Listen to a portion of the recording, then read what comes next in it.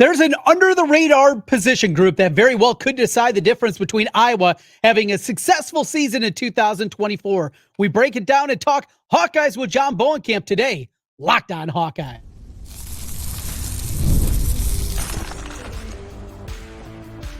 You are Locked On Hawkeyes, your daily podcast on the Iowa Hawkeyes. Part of the Locked On Podcast Network, your team every day.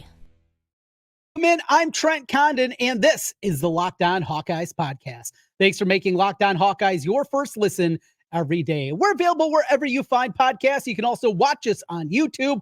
While you're there, hit that subscribe button. Helps us get in front of more Hawkeye fans. If you're on the podcast side, audio only, 5-star reviews. Greatly appreciate each and every one of you. Today's episode is brought to you by Game Time. Download the Game Time app, create an account, and use code LOCKEDONCollege for $20 off your first purchase.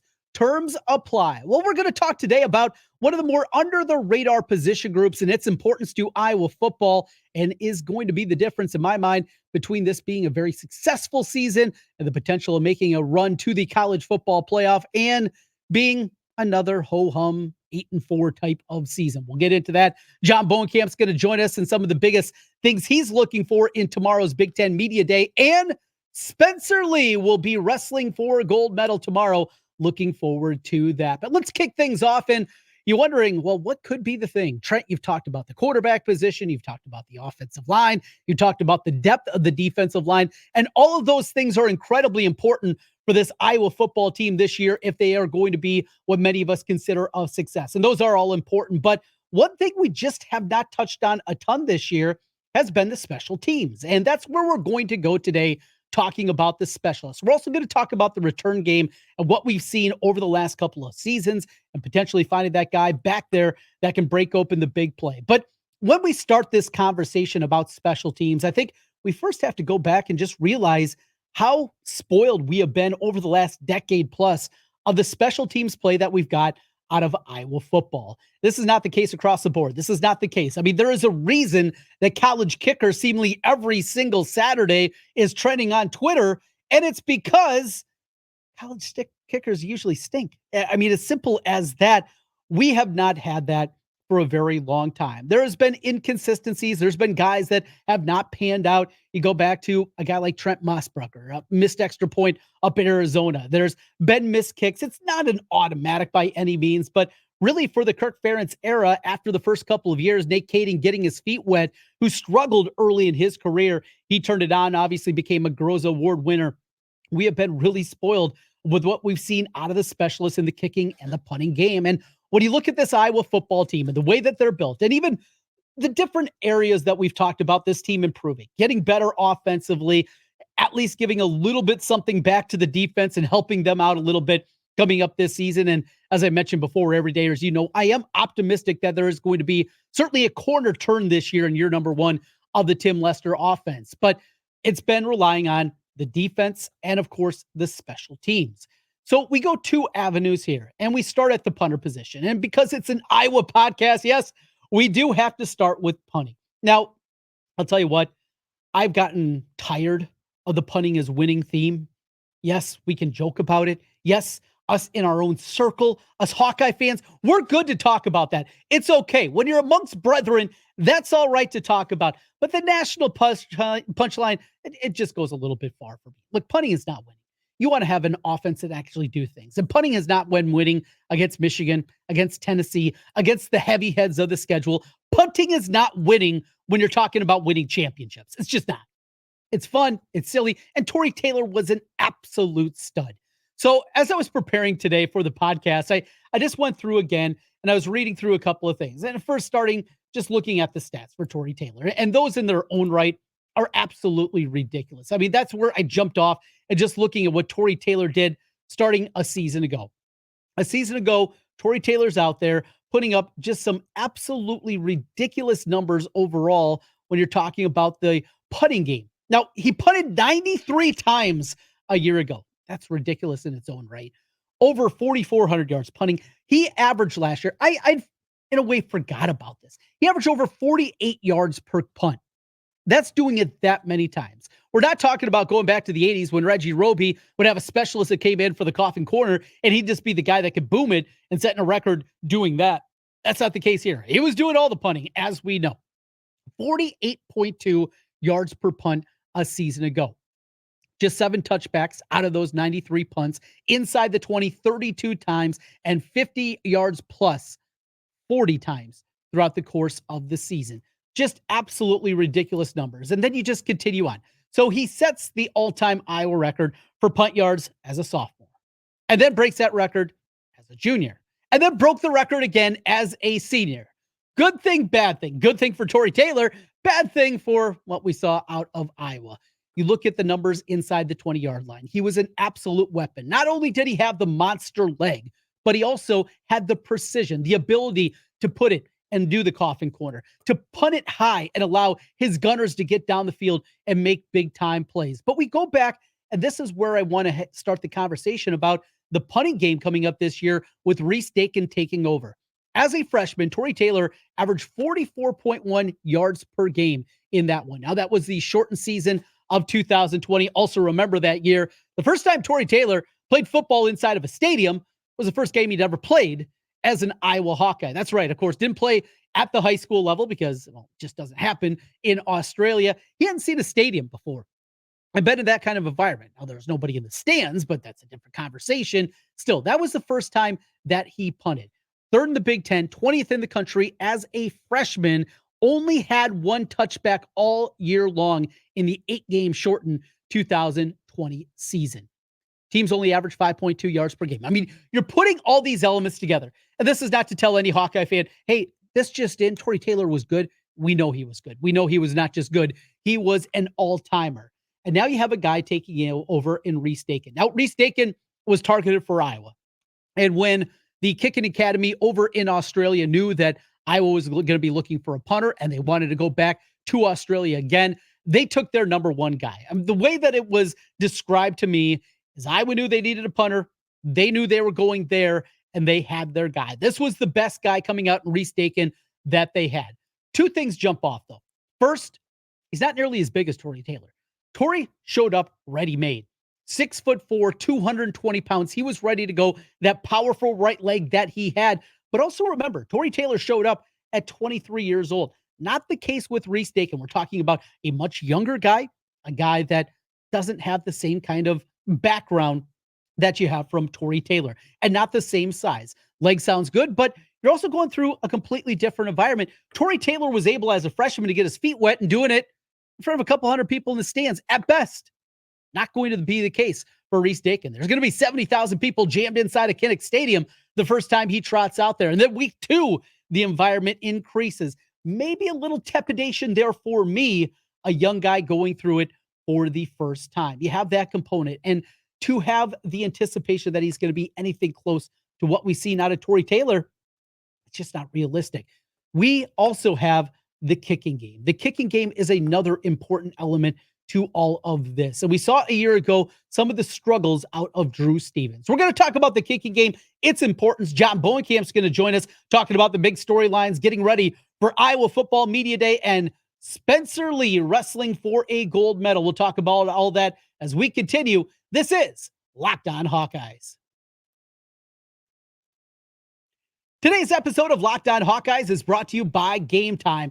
Game Time is an authorized ticket marketplace of Major League Baseball. It makes getting tickets faster and easier. Prices on the Game Time app actually go down the closer it gets to first pitch. They have killer last-minute deals, all-in prices, views from your seat, and their lowest price guarantee. Game Time takes the guesswork out of buying Major League Baseball tickets. An app that features listed, customize your spot. You can find exactly where you want to sit inside the stadium and go from there. Some of my favorite features of the Game Time app include the all-in pricing, knowing exactly what you're going to be paying up front. No more surprise fees when you get to checkout. How about this? They have the lowest price guarantee. With the lowest price guarantee, Game Time will credit you 110% of the difference if you find similar tickets. And ticket coverage. Your purchase is covered with the most flexible customer service policy in all the ticking industry. All this with Game Time and the Game Time app. Take the guesswork out of buying MLB tickets with Game Time. Download the Game Time app, create an account, and use code LOCKEDONCollege for $20 off your first purchase. Terms apply. Again, create an account and redeem code LOCKEDONCollege for $20 off. Download Game Time today. Last minute tickets, lowest price guaranteed.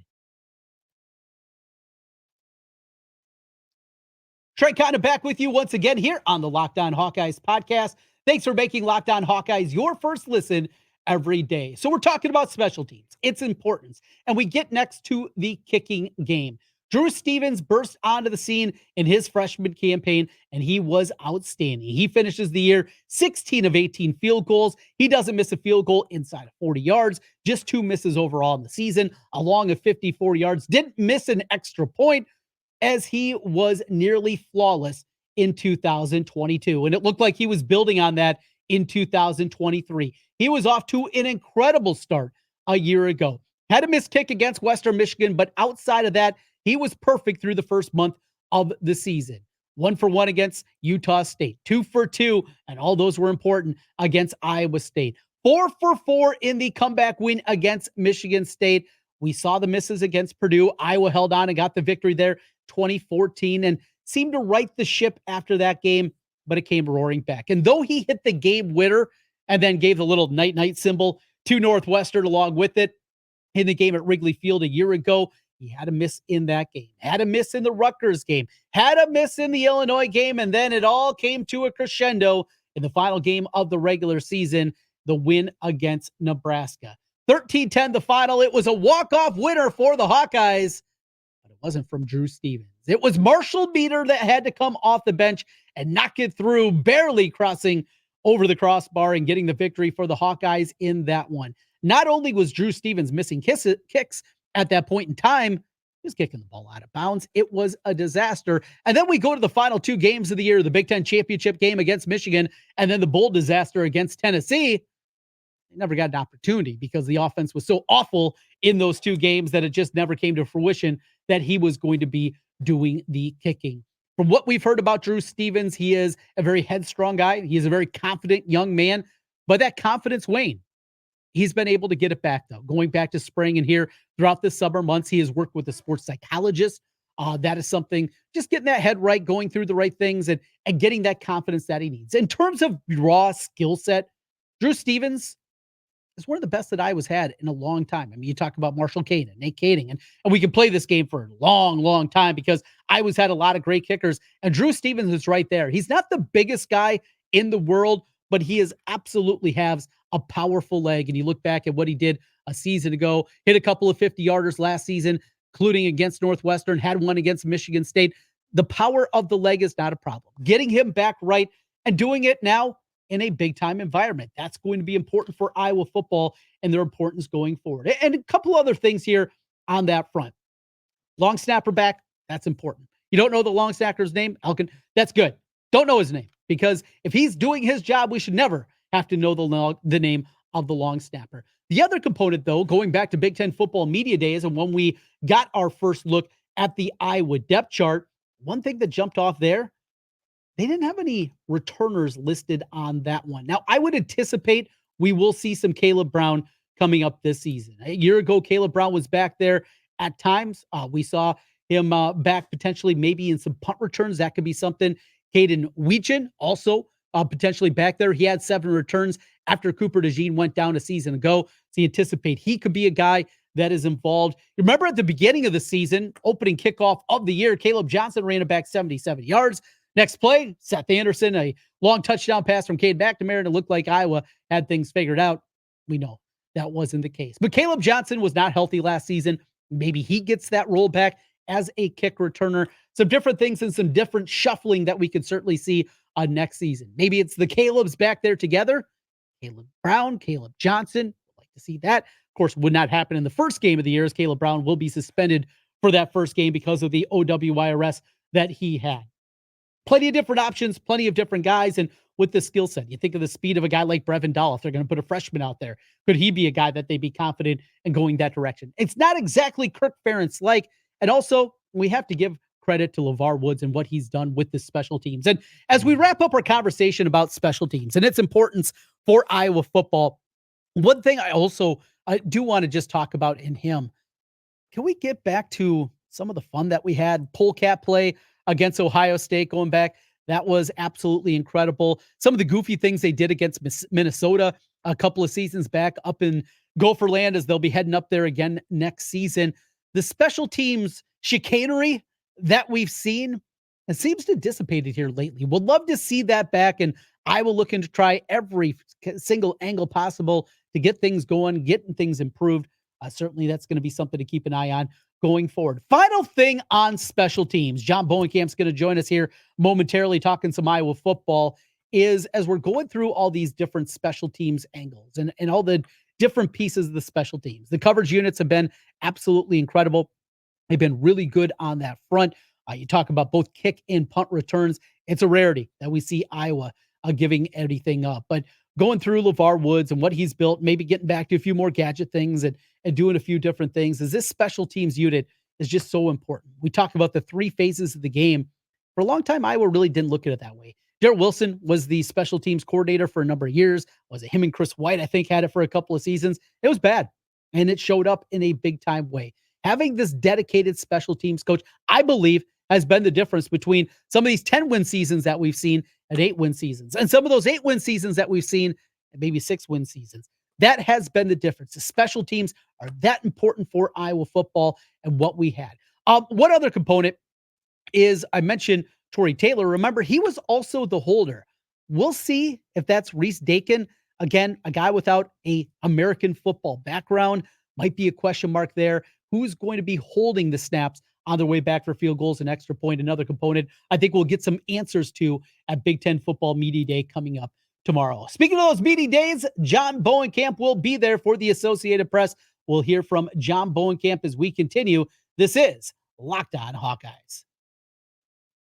We continue Locked On Hawkeyes. Trent Condon joined today by John Bohnenkamp with the Associated Press, HawkeyeNation.com. You can find John's work all over the place covering the Iowa Hawkeyes. John, let's get into your main beat, and that is the Iowa Hawkeyes. As Media Day is upon us here in a couple of days, Iowa Football Media Day. Chance to learn a little bit more about the Hawkeyes. What is your biggest question going into this Media Day? What are you going to be searching for? And there are questions with this team, a lot of returning talent that goes along with it. What's your biggest question that you're looking to answer on Friday? I think I want to hear just kind of where the offense is at, how much is installed, man. And I think most of it is at this point. And I also want to see how those guys have kind of adjusted to Tim Lester and what he wants to do and how he wants to run things.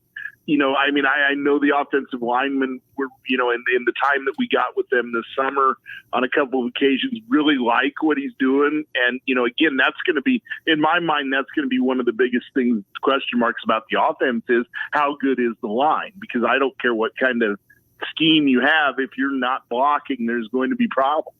So they have struggled the last couple of years. And I know guys have been hurt and things like that, but this offensive line has to be really good this year. And I mean, because the depth is there, the experience, the age is there. Now they've got to perform and consistently perform.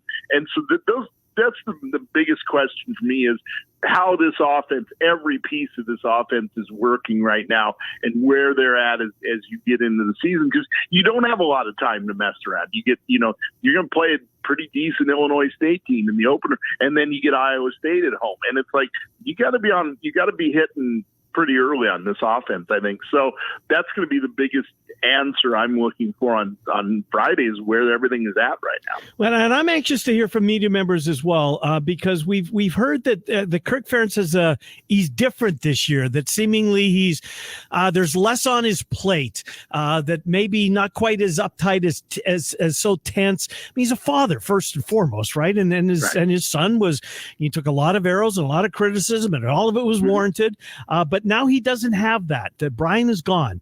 And people have noticed, national people have noticed a different Kirk Ferentz with not having that offense and having to answer about his son. Did you notice it, John? Absolutely. And I had one of those off the record conversations with him. He was at the IndyCar race at Iowa Speedway, the Saturday night race. He was the grand marshal. And I talked to him on pit road, and he was in a really good mood. And so when we got to media day in Indianapolis couple of weeks ago, I just asked him, I said, did you stay for the whole race? He, went through this long story about how they stayed for not only the whole race, but they stayed for the concert after. And there is a more relaxed to him. And I mean, I do think that he has kind of taken a little bit of a different approach this year. And yeah, there is. And in fact, I got a text from a friend of mine after she saw him on the Big Ten Network part of the media day. She's like, Kirk seems in a better mood. And so, I mean, people are noticing. And I do think that I mean, I think maybe he comes into this season with a little different attitude. And I think that's a good sign. I think he knows when he has a good team, and you can kind of sense that in him. And I'm wondering if that's not what we're sensing in him, is he knows he's got a pretty good football team. Definitely feels that way. We've talked a lot throughout the summer months with you, John, about that's the question marks with this squad, with this team. Lester said everything right, but let's go the other direction. It doesn't go well. The offense improves, but you're gloom and doom today. First. Well, we got to go these directions because we've been shining a lot of optimism. I'm not being critical. I'm just making a point. And the offense is still, well, it's not 130th, but it's still 100th. And they go 7-5, 8-4. It's just a whole hum kind of season. If it doesn't happen, then does that change the perception of Kirk Ferentz and maybe what his future looks like and his decision as he just turned 69 years old, what his future is going to be? That is possible. And I mean, it's in the bag when you were saying that, I just shuddered because I know what the last 2 years have been like with 10-win teams that have had bad offense. Yep. And I'm thinking if there's 7-win team with bad offense, my God, I'm shutting my phone off on Saturday night and it's not going on until Monday morning. But I mean, that's the worst case scenario in my mind. And, and I mean, anything can happen. Guys can get hurt. But I do think they're a little bit more equipped now to handle adversity than maybe they have been in the last couple of years. Because I do think that quarterback room is better. And I know I said that last year, but I do think this quarterback room from 1, 2, 3, is a lot better. And so there's a lot of things there that can kind of avoid that worst case scenario. But God, if it happens, I don't even want to think about it because I can only imagine what the reactions could be like. Yeah, pitchforks and torches. Yeah. Speaking of adversity, I'm guessing McNamara is sick and tired of answering the questions about his health, and he's going to have to again on Friday. How is he when he's asked that? Can you tell he's almost at the end of his rope? Let me get out there and play a couple of games so I can quit answering this question. No, I think he understands the question. I mean, he looks at he knows his history, and we all know his history. Mm-hmm. And in recent years, I should say, in the last couple of years, and he's had not only just injuries, but I mean, injuries that are hard to come back from. And so, I mean, I think he understands it's a legitimate question, and he says he feels fine. He says this is the best he's felt in 2 years. And, so you just got to go from that. Now, I'm going to be curious to see him in action, see him on Saturday during Kids Day, depending on what they let him do. Which, I mean, from everything I've said, from everything I've heard, he is clear to go. So, and everything I've seen in the videos, he's clear to go. So let's see how he looks on Saturday. Let's see how the backups look. Let's kind of see where that's at. It'll give you kind of a good indication on where this offense is at. It's not the end all be all. I don't think it's anything, it's not one of those things to get upset about if things don't go well, but it will give this kind of an indication of where he's at health wise and what he can do and what he's been doing. Feels like the buzz name of camp that I have heard a bunch is Jarrett Bowie. Yep. And he started, they listed 3 wide receivers as starters, which was a change in the depth chart that came out at Big Ten Media Football Days. You also couple into they need a receiver with a little bit of size. Seth Anderson is frail. He's a little guy. And we know Caleb Brown, though he's thick, he's not real tall. You need that big guy on the outside. What have you been hearing about Bowie and the wide receivers as a whole? I continue to hear, look, they're not great by any means, but better than what we've seen over the last 3 seasons. Yeah, and I think that's the thing. But in his case, I think we were hearing that. We got him at one of the media availabilities. That was an eye-opener. That says to me that he is a big part of this team. I mean, they don't just bring him there just to answer questions. So I do. I mean, his name did come up, at Big Ten Media Days too. So again, there must be something there. And so again, these are the kind of things you're going to want to see, especially on Saturdays. What can these guys do? And because if you can have a receiver with size to go with the other guys, I think that makes that receiving group that much better. What if Dakin shanks one first time you see him after watching Tory Taylor have his success? I'm guessing he'll be a popular interview on Friday as well, John. Yeah, because I mean that is we laugh, but that is such a key position for what they do. You know, in the way they flip field position, and then you let the defense kind of tee off on where they're, you know, depending on the field position.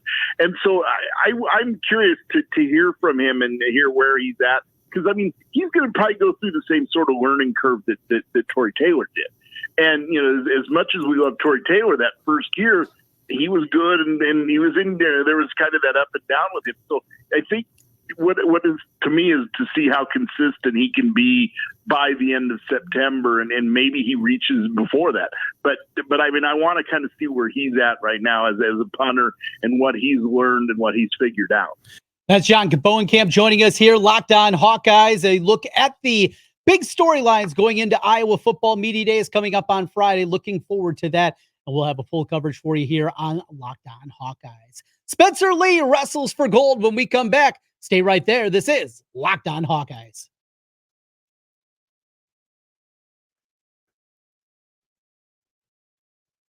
Trent Condon back with you one final time on the Locked On Hawkeyes podcast. Thanks for making Locked On Hawkeyes your first listen every day. For your second listen, enjoy the Locked On College Football Podcast. Spencer McLaughlin gets you ready for an exciting season on the gridiron with discussion of the upcoming season and the ever-changing landscape of college athletics, including conference realignment, the transfer portal, NIL, new college football expanded playoffs, and more. Locked On College Football is available on YouTube and wherever you get podcasts, all part of the Locked On Podcast Network.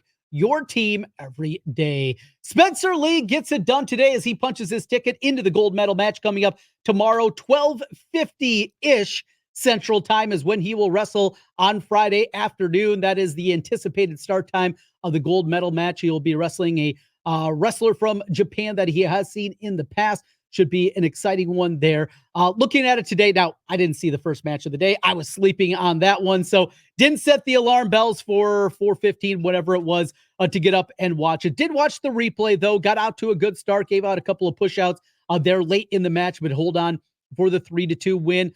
I don't want to say lethargic. I don't think that's the correct term. I don't have the right adjective here at the top of my head, but just seemed a little bit off. By the time, though, he got into his second match in the quarterfinals, you saw the juices were certainly flowing for Spencer Lee. Any of the butterflies that he very well could have had in that first Olympic match, they were off. It was a dominating performance there. It continued then into the semifinals where it looked like he had things wrapped up 12-0. They awarded 4 points on a replay back to the wrestler that he was facing there in the semifinals. Still finished it off. 14-4 is a victory, and he gets it done in the first period. The domination continues. We talked yesterday about Spencer Lee and what we are going to see from him, just how elite he is at the freestyle. The way that he wrestles is absolutely ridiculous at this level. Of course, we saw it in the Hawkeye singlet. Now seeing it here on the international stage is great to see. It's not a foregone conclusion, but has a great chance of winning a gold medal. We know he will be a medalist at the Olympic Games, but one more to go, doing it in the country where his mom is from. Family's there. His parents met over in France. His grandma got to see him for the first time in action in person. How cool is that? A lot of great storylines here, and we'll be keeping our fingers crossed and Spencer Lee finishing things out. In fact, we'll talk about that coming up tomorrow on the podcast. We'll have you covered in a full recap of what we see over at the Olympic Games. As always, thanks for making Locked On Hawkeyes your first listen every day. Now, make sure again to go check out Locked On College Football. It's the Locked On College Football podcast. From NIL deals to the ever-ending conference realignment rumors, Spencer McLaughlin gets you ready for an exciting season on the gridiron. You can find the link to Locked On College Football in the description, so you don't even need to search. All part of the Locked On Podcast Network, your team every day. We got you covered on the Hawkeyes, and that's not all. Your favorite MLB team, your favorite NFL team as training camps continue, preseason games going on. We have you covered there. NHL, NBA, you name it, we got it. Plus, maybe you're getting ready for your fantasy football season. Locked On Fantasy Football with Vinny Iyer is there for you as well. Part of the Locked On Podcast Network, your team every day. We'll talk Hawkeyes with you tomorrow. Thanks for hanging out with us today. Go Hawks.